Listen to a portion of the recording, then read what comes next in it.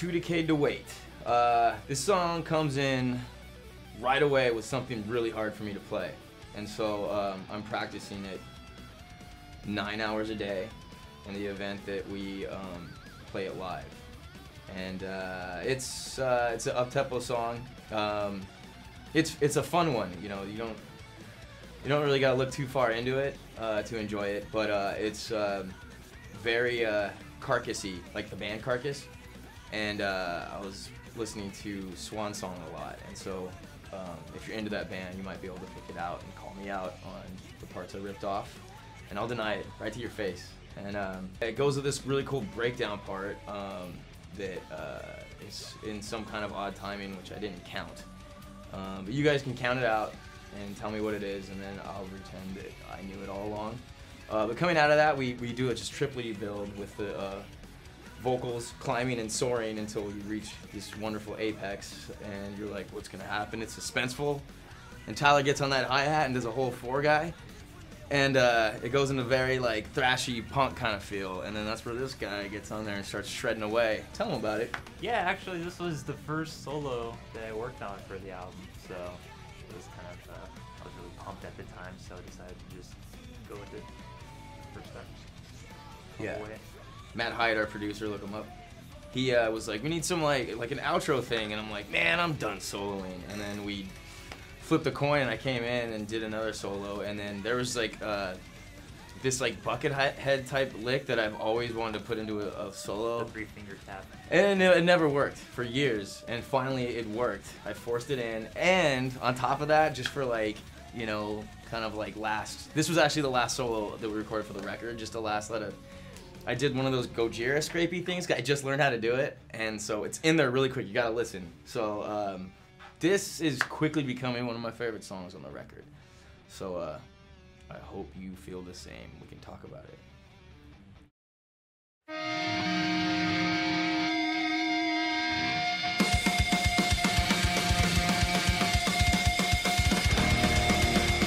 So Crosswinds is a song that we've been playing live for a little while now. We've been playing that song and Ride the Void on tour with Dragon Force and Valiant Thor. It's one of my favorites because it's really fast paced. It just comes in right off the bat with like kind of punky, hardcore drums and stuff. And one of my favorite guitar parts that Eli wrote on this album, it has like an evil funk kind of guitar part right before the bridge. Which, not funk metal, because that would be dumb as fuck. Yeah. It's evil funk. It's pretty sweet. I like this chorus. It's really catchy.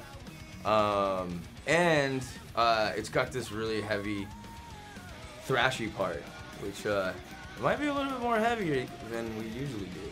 And you do the growls. So I do, don't I? It's got a little bit of everything. Yeah. Super poppy, super growly, super evil funk.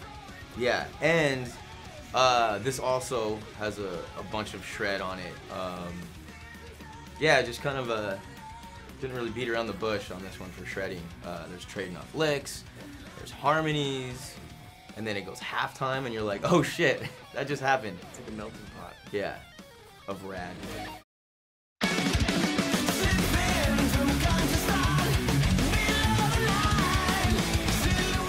Take It to the Grave. I really like that song a lot. I think we almost had to cut off. Yeah, they tried to cut it, and you know, when you got the 2 guitar guys flipping out about it, you got problems. I gotta say that has like the best guitar switch offs out of the album. This is a song that really brought the guitar relationship together, and it was a trading of solos, and it wasn't like we were trying to like do the same licks and just like out shred each other and everything. It was just really cool. Our styles of yeah, guitar playing. Like what he did had complemented what I had just done, and he actually wrote the harmonized part, the harmonized lead, and it was really, really cool. And it was just like building apex, like crescendo of these cool like trading licks that got shorter and shorter as we got to the part. And so good job on that. Thanks. See, and then he's writing stuff. That means he's in the band. So I don't know if we announced that. I can't remember, but that should really say that Alex Lee, he's here. from